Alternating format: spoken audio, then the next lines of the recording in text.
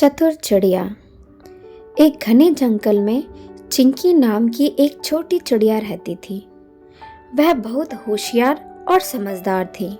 चिंकी ने एक पुराने पेड़ के खोखले हिस्से में अपना घोंसला बनाया था। वह वहीं खुशहाल जीवन बिताती थी।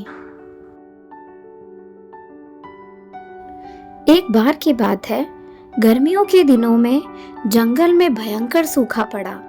नदी तालाब सूख गए और सभी जानवर पानी के लिए तरसने लगे।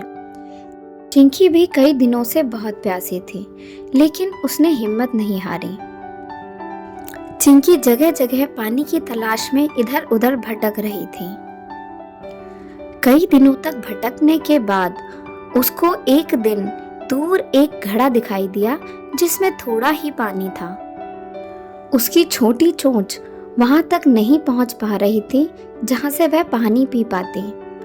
चिंकी ने सोचा और एक तरकीब लगाई। वहां पास के कंकड़ उठाकर एक एक करके घड़े में डालने लगी। जैसे जैसे कंकड़ गिरते गए, पानी ऊपर आता गया।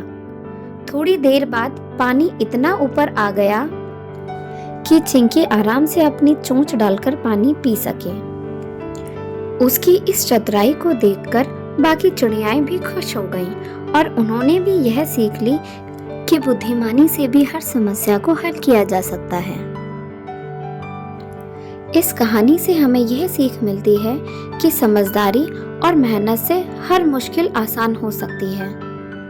उम्मीद करती हूँ आपको यह कहानी अच्छी लगी होगी।